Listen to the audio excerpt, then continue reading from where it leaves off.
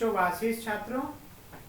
12वीं के विद्यार्थी पढ़ रहे हैं हिंदी विषय और हिंदी विषय आरोह भाग 2 के अंतर्गत आज आप पढ़ने जा रहे हैं कविता के बहाने। रचनाकार हैं इस कविता के कुंवर नारायण जी। नई कविता के दौर के इस कवि को आइए पढ़ते हैं। सबसे पहले उसके जीवन परिचय से, उसके बाद हम लेंगे कविता की व्याख्या, फिर उसके बाद हम लेंगे प्रश्न और अभ्यास। तो आइए सबसे पहले शुरू करते हैं कवि परिचय।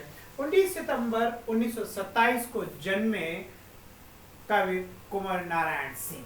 इनका जन्म हुआ था उत्तर प्रदेश में और निधन एक लंबी अवधि के बाद 2017 में 15 नवंबर के दिन हुआ। आपकी प्रमुख रचनाएं हैं, काव्य संग्रह देखिएगा, चक्रव्यूह, परिवेश, हम तुम, अपने सामने, कोई दूसरा नहीं, इन दिनों। इन्होंने जो प्रबंध रचना लिखी, जो इनका प्रबंध काव्य है, नाम है जिसका आत्मजयी, और कहानी संग्रह इनका एक प्रसिद्ध है, आकारों के आसपास। अब इनके पुरस्कारों की गिनती देखें तो एक बहुत बड़ी संख्या है इनके पुरस्कारों की।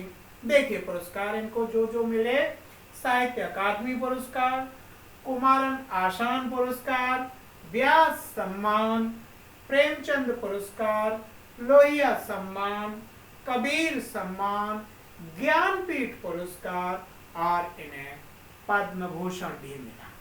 तो आइए अब आगे बढ़ते हैं।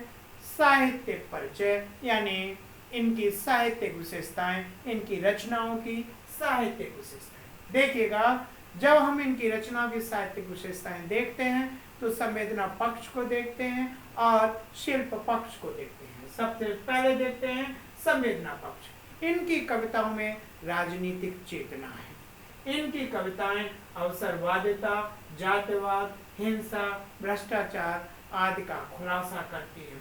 बच्चन सिंह ने ऐसी ही वजहों से इन्हें पॉलिटिकल कवि कह डाला। काव्य में सामाजिक चेतना जो है वह जन साधारण की चेतना है और कविता में मानवीय संबंधों का वर्णन स्त्री पुरुष के मनोवैज्ञानिक दृष्टिकोण पर आधारित है।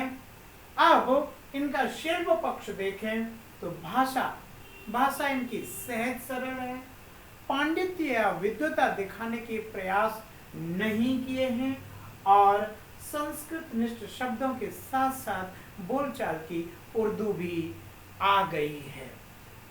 आगे देखें, अगर इनका दौर देखें इतिहास की दृष्टि से तो कविता में नई कविता से लेकर समकालीन कविता की प्रवृत्तियां इनकी कविताओं में दिखाई पड़ती हैं।